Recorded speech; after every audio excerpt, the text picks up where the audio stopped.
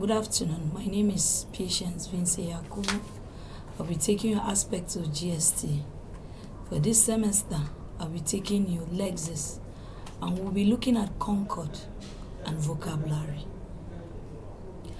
Concord means agreement in grammar and the use of verb. We'll be looking at the verb be, and its various forms. We have am, is, are, was, were, do, does, have, has.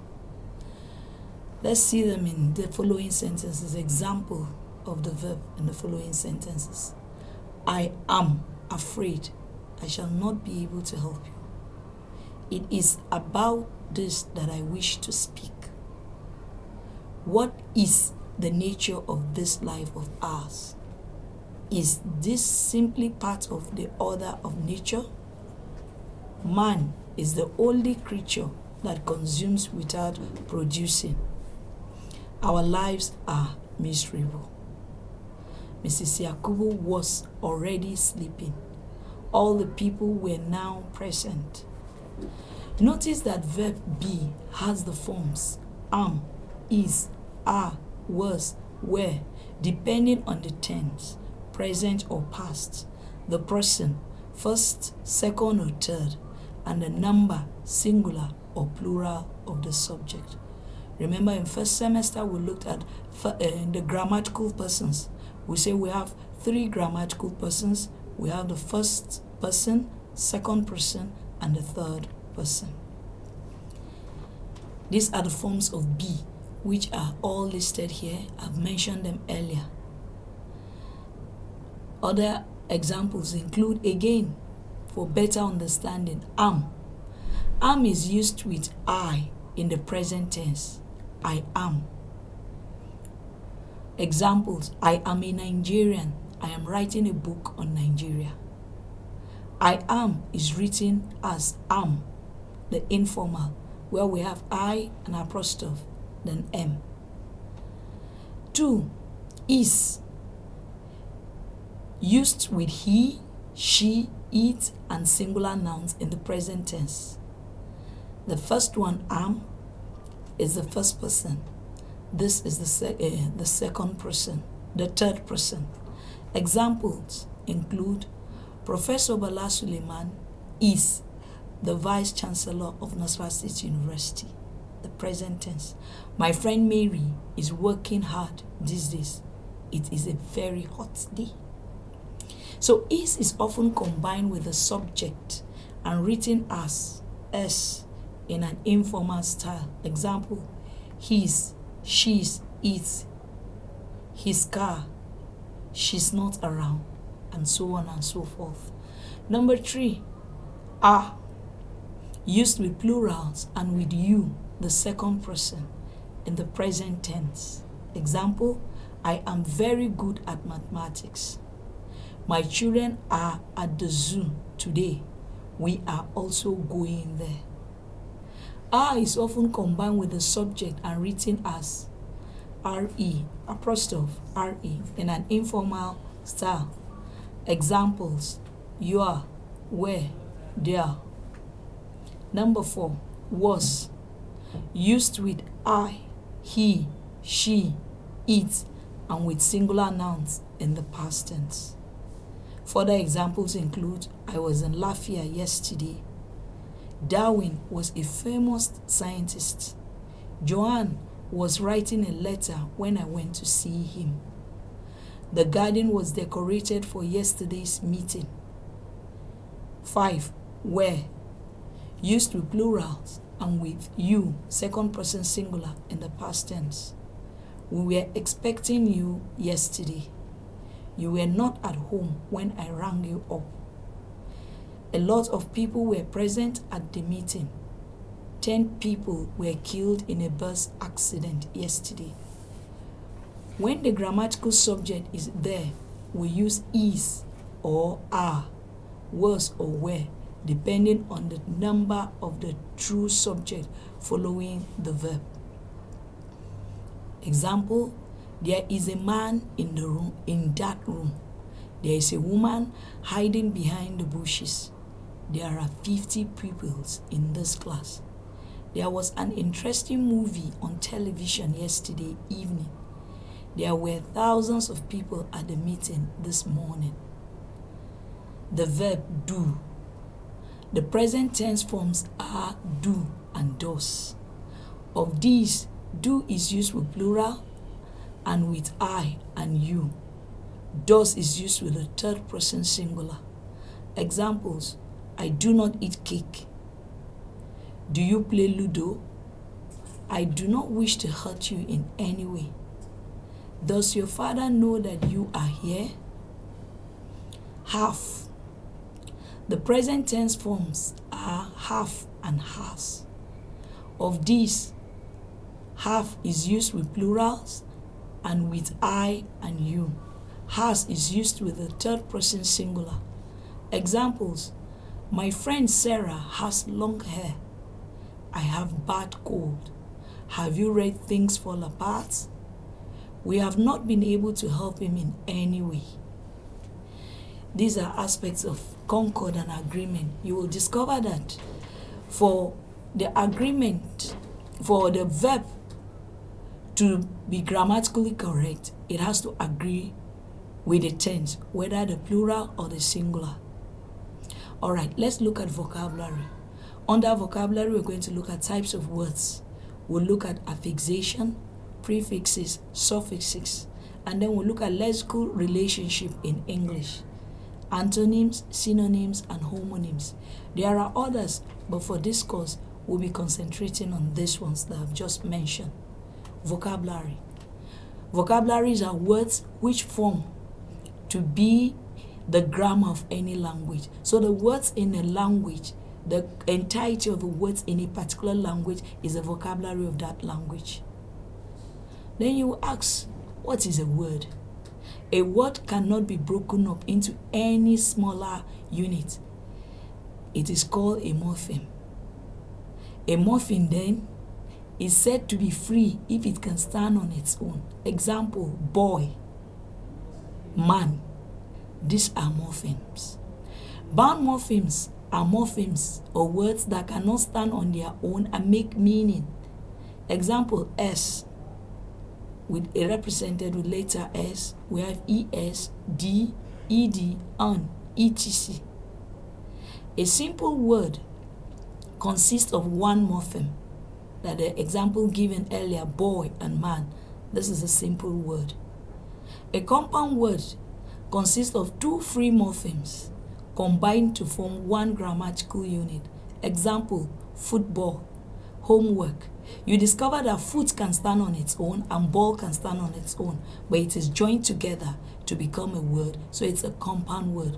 Other examples include breadwinner, soulmates, etc. Complex words. Complex words consist of a free morpheme and a bound morpheme, or more bound morphemes.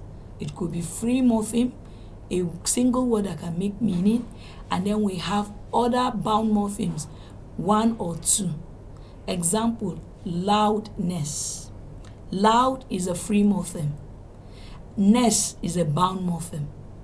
Ness does not make complete sense, but bringing them together, we have loudness. It gives us a meaning. Another example is embittered. M is a bound morpheme, EM, and then beta is a free morpheme, ED is a bound morpheme. So joining them together, we have embittered. Let's look at affixation. Affixation, the principle of word formation is called affixation. The process is made up of terms known as prefixation and suffixation. Let's look at the example of the word friendliness. It is made up of three morphemes. We have friend, we have ly, and ness. So joining them together, we have friendliness, one word. Friend is the base word or the root word. When we say base word or root word, what do we mean? We mean a word that is the dictionary entry of a word. It is on its own. That is why it is called root word. It is also a free morpheme. In this instance, li is a stem which is a bound morpheme. It cannot stand on its own to make a meaning. Ness, ness, is another bound morpheme. Then we add li and ness, then it gives us friendliness in the example we gave. So the process of adding a morpheme to a root word is called affixation. All right, let's look at prefix. Pre. So a prefix is the morpheme added before a root word. Remember, we had explained a root word being the main word or the base word. So when you add another word before the root word, it is prefixed. So prefix do not change the word class of the root word. In the first semester, we looked at the word class. We have the noun, the pronouns, the adjective, and the rest. And we said, depending on the context of usage, every word has a class. So if a particular word belongs to a noun for instance, when you add a prefix, it does not change the word class. Look at the following examples. We have on added to uncommon, added to common becomes uncommon. It still maintains its word class. We have in added to justice, we have injustice. None, we have nonchalant. Dis, we have discomfort. Miss, we have misfit. Mal, we have maladministration. Demean, super, supernatural. Prefix, remember, are words that are added before the base word. Suffix. Suffixes, under it, when we look at this, we look at prefix. This one is suffix. So a suffix is a morpheme added behind or after the root word. Example, comfortable, comfortable. We have a combination of comfort and able. Comfort is a root word, while able is a morpheme added to the root word. You see that the root word came before the suffix, so we have comfortable. And what we have to understand is suffixes most times change the word class of words. Here, the suffix added has changed comfort, which is a noun, to comfortable, which is an adjective. Other examples include stir. We have them in words like gangster, trickster, mobster, and the rest. Then we have E-E-R. Examples include engineer, racketeer. Then we have E-R. Examples include teacher and dancer. Dance, and then ER, we have dancer. All right, let's look at lexical relationships in English. Words relate to each other in certain ways. The relationship are in the following classes. We have antonyms, which are words opposite in meaning. Synonym, words similar in meaning. Homophone, we have words that have similarity in sound. They don't mean the same thing. We pronounce them together. We'll see the examples as we move. And then we have homonym, similarity in spelling and sound, but different in meaning. Antonyms. An antonym is a word which has the opposite meaning of another. Example, continuous. The opposite is interrupted. Far, we have near. Dirty, we have clean. Noisy, we have quiet. Failure, success. False, true. Down, up. Liquid, solid. The following prefixes and suffixes create opposite meanings in different ways. Addition of prefixes. When you add, you get the opposite of the word. We have engage. When you add dis, it becomes disengage. Like, dislike. Honor, dishonor. Relevant, irrelevant. Enthrone, dethrone. They are opposites. Addition of suffixes.